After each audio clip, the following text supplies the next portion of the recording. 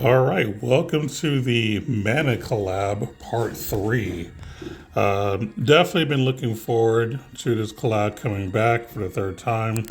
Uh, a hot topic lately has been the insights for the collab characters. And I'll be honest with you, I was personally excited for these insights specifically. Uh, I always felt that Reese had the most potential in terms of what could have been done, and I'll go over how I feel about her overall, as long with everybody else. So I'm gonna go down the list of all of these characters and say, are they top tier, bottom tier, or mid tier? So obviously, top tier means really good pick if you want to use insight on them. You won't be wasting your materials. Mid tier, I would say, are good characters as far as like insight's concerned. They will be useful, and if you're like a fan of the character, it won't be a waste. And then bottom tier, just don't waste your materials. That's basically what that means. But I'll go over why and how I feel about everything. So we're gonna go top to bottom. So we're gonna start with Duran. Now I'm not gonna do the quest here. I've already done all this, but I'll be honest with you. I'm personally not impressed with him.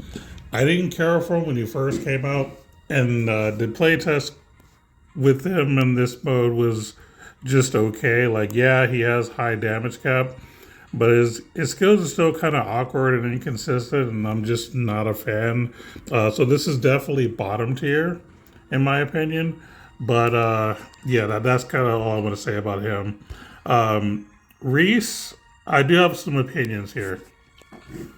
So I'm going to go ahead and first say that she is 100% top tier. This is objectively the best character to Insight as far as how Last Cloudia built her. And I'll go over a few things. So, first and foremost, arguably the most important thing that she has is the insight where, when maxed out and while she's alive, all characters get physical attack damage cap 10,000. That's a very good passive to have for your team. Part of why I've always liked Reese is she has a lot of passives for that boost the team in general. And what I was hoping for was that they would actually enhance some of those meteor class abilities. And unfortunately, they didn't enhance them at all, which I find very disappointing. However, the only meteor class passive that I feel needed a boost was the HP recovery, because I think you only get like 40 every so many seconds, which is literally nothing. It was nothing back then, and it's especially nothing now. They really should have boosted that number to like 1,000 every few seconds. That would at least be something. Whereas 40, it feels like it's just a waste of an ability, even though it's like inner trait. But it's just unfortunate. Outside of that minor complaint, I think they did a good job with her. They gave her a lot of good damage and damage cap. In the play testing, you can see that her damage is very consistent. One thing that I do have to warn everybody about her is that when you're using her skill 1 and her skill 3 are earth, but her skill 2 is light. Now, if you're trying to build her for damage, I'd recommend just focusing on earth. Don't worry about doing any kind of light damage boost. If you just build her for straight earth, she's going to be good enough.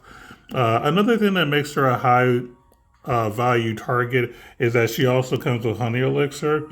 So just having that innate, not having to spend 12 SC on it, is an added bonus as well.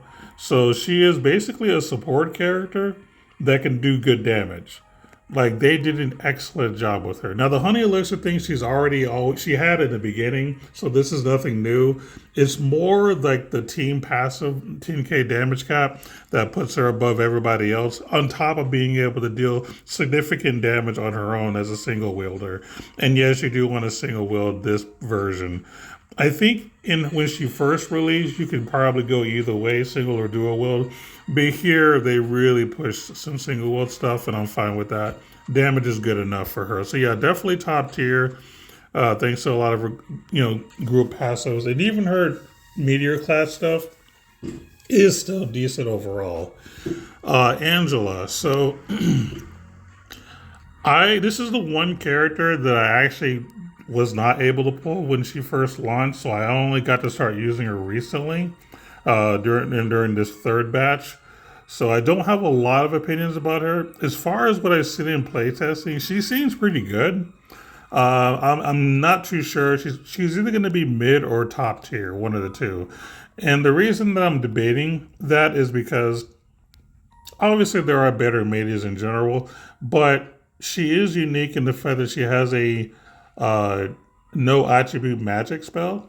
So if you currently don't have any non-attribute magic spell characters in your roster, I think she will be a high choice for you for insight if you want to take advantage of that.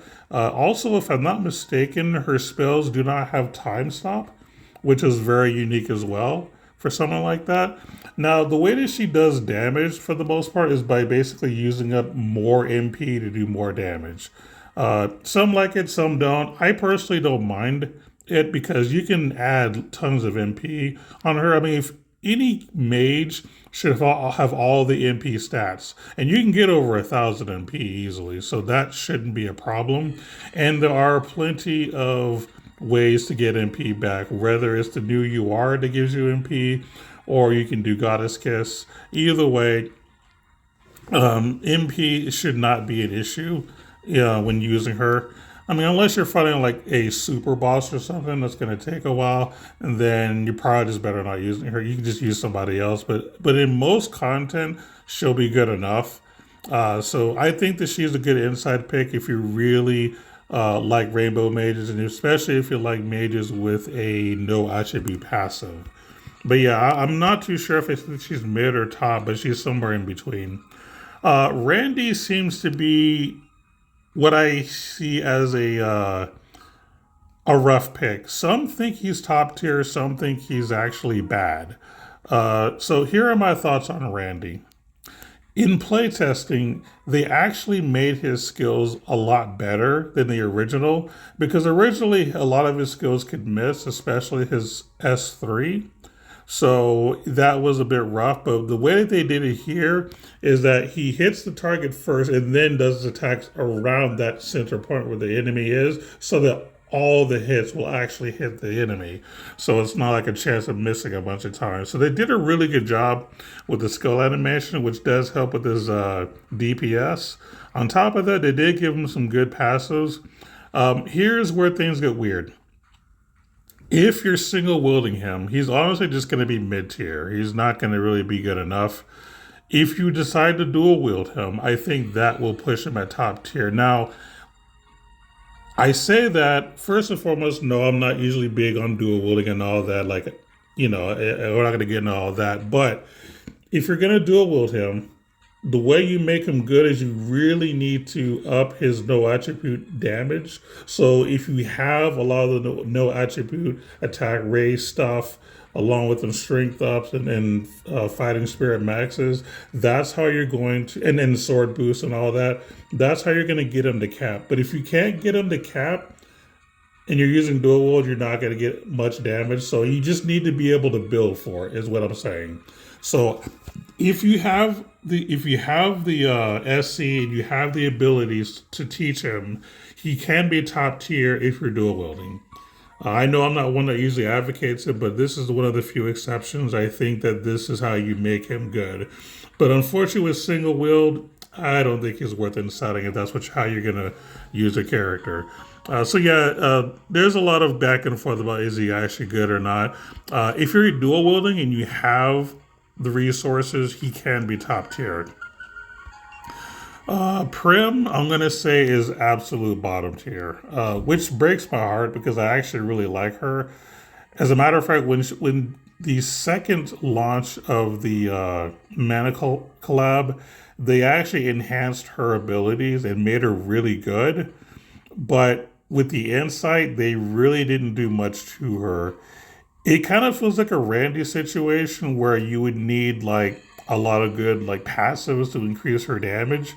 The problem is I don't know if you can get to Cap even with all the resources. Like her damage is significantly worse than Randy's. Now I understand that she's supposed to be a support character, but the problem I have with that argument is that Reese can also be a support character, and she's just 10 times better. So if you're wanting a good DPS slash support, Reese is much better than Prem. And that's why honestly Prem is just bottom tier because you already have another collab character that can do what she does but better. The unique thing about Prem with her insight is her special. If you use it, everybody gets like a 25,000 like damage reduction. And honestly, I don't know where that would really be important. I'll be real with you guys. But it like her abilities that she learns is nothing that's going to really help. I'll be real with you. So she's extremely disappointing, arguably the worst. Like you might actually like Duran more than you might like Prem, which is honestly sad. I really think they screwed Prem over when it comes to insight. Maybe this is a bad take and I'm just wrong. But I'm not going to waste my insights on Prem. I just don't think it's worth it. I think you would have to put way too much work, even with insight, to make her good enough. Whereas with Randy, you you still have to put some work in to make him like really, really good, but it's actually doable. Like even in the playtesting, you can deal a good amount of damage. Now, obviously, it's just single wield in the playtest, but I think with dual wielding, if you have enough of the damage boosters, you can get to cap. But with Prim, I'm not even sure if he can. Like it would be really rough. So I'm gonna say that Prim is definitely bottom tier. Last one's Papoy. This one is strange. All right, so I didn't quite understand what the difference was at first because, like, yeah, she does magic and she's a rainbow maiden, she can deal damage, but a lot of the insight that they gave her was more for physical DPS. Uh, Basically, they turned her into a Full Metal Alchemist character where if you don't have enough MP, you can still use this. I'm sorry, if you don't have any skill stocks, you basically use MP to activate a skill to do damage. So I have mixed feelings about this. I really feel like they should have focused on her magic damage. Just give her more damage boost, give her some more damage cap. Uh, Stuff like that would have been better, in my opinion. I don't know if the whole let's make her into a Roy situation is going to be good or not. I'm iffy on that. I'm gonna say that she's mid. I wanted to say she was low tier because obviously there's a better mage in Angela, but if her Full Metal Alchemist using MP to do skills is actually good, and you can build for damage and damage cap, this could make her potentially mid tier. I don't think she'll be top tier. I really don't. And keep in mind, when I say mid tier is not bad. Mid tier means that it's not a complete waste. However, that's only if her damage and damage cap can be, good enough to compete. I know in the play testing when I did the skills, they were only doing about 70 or 80k, something like that, which is okay. Doesn't necessarily meet the standards of today. But I imagine there are some passes you can use that can boost her damage cap. I just don't know if it's worth it. So I personally, I'm going to say, personally, I think she's low tier, but potentially mid tier if the whole Full Metal Alchemist thing actually works. So to sum it up, Reese 100% top tier, number one best insight. This is where I'm going to put my insight into. And I planned on doing this before this even was a thing. I had already was going to like hoping that they would make her good, and they did a pretty good job. So definitely Reese is a good pick, Randy's a good pick, and Angela's a good pick.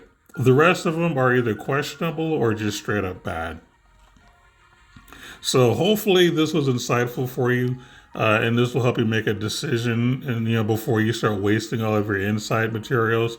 Also keep in mind that they do have some event stuff for Duran where you can use that to insight them if you want.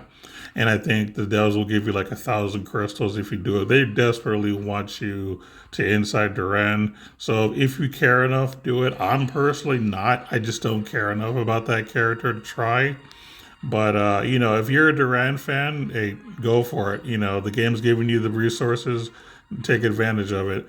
But personally, all my resources are going to Reese, 100%. I've been saving up ever since I finished Melza, and I'm so glad that they actually did the Mana collab because I was waiting to build Reese 100%. Now, for the meta slaves out there, I don't know if there's anything going to be PvP worthy. I'll be honest, I kind of doubt it. Like, I don't think you're going to see Randy in Arena. About your closest bet might be Reese, and I even doubt that. So if anything changes and it turns out she is actually good at Arena, I'll do a follow-up video. But I'll be real, I don't think either of these are going to be PvP worthy. That's my prediction at least. But yeah, that's going to be the video for now. We'll see you next time on the next video.